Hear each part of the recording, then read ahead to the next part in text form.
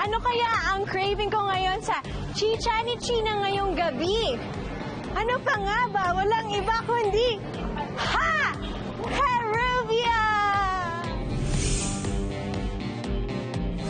Kasama ko ngayon ang napaka-pogi na si Chef Lando at gagawa kami ng ceviche mixto. So, ano bang first step? Salt and pepper. Rocoto is a red hot pepper. Okay. Then lime juice. So, lahat yan, paghahaluin natin. Chilean mussels. Then squid. Squid. Yes. Yung seafood natin, or is it cooked na? Yes, ma'am. Blanch po natin Blanch. siya sa water. Then Shrimp. shrimp. And, yay. Octopus. Octopus it is. Yes, ma'am. Onion. Onions. 2 grams ng garlic. Okay. Then sweet potato. Okay.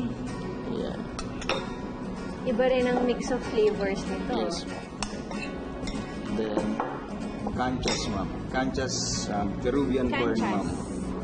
Ew. Crunchy. Oo nga. Ito na siya.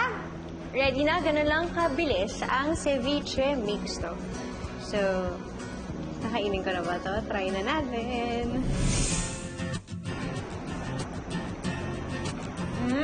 May Chili. Ang daming flavors. Parang na-explode sa mouth mo. Sarap.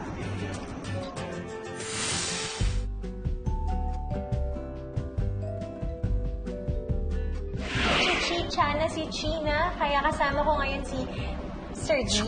Yes! Ang butihing boss. Start muna tayo sa beef heart natin. Ha? So medyo nakakatakot yung beef heart, pero promise hindi ka magkikisi. It's not as bad as I thought it would taste. Oo nga, parang nga siyang kebab, parang sure talaga. And then yung rice natin, it would go well with both of them. Both dishes. Yes.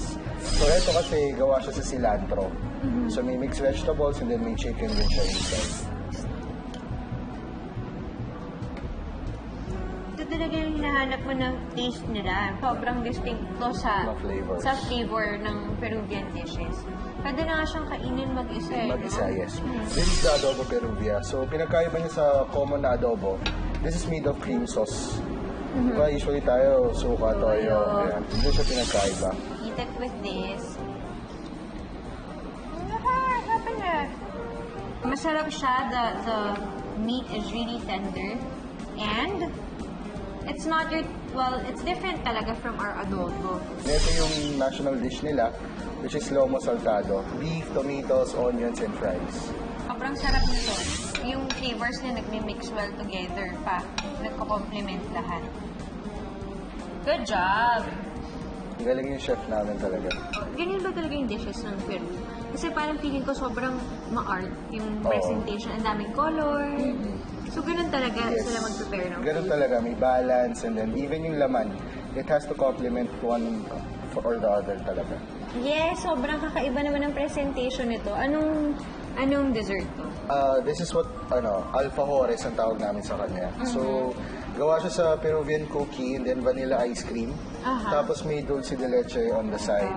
Tapos yung mga maliliit na parang peanuts, it's pulveron. Sorry. Masaya ko din. Ang sarap. Thank you so much, Sir Deej, for giving me like a taste of Peru today. Ako naman, ang advice ko sa inyo is when it comes to food, please don't forget to be adventurous. Lagi lang tayo mag-try ng mga bagong bagay tulad ng Peruvian food. Try this soon dito lang sa Chicha ni China.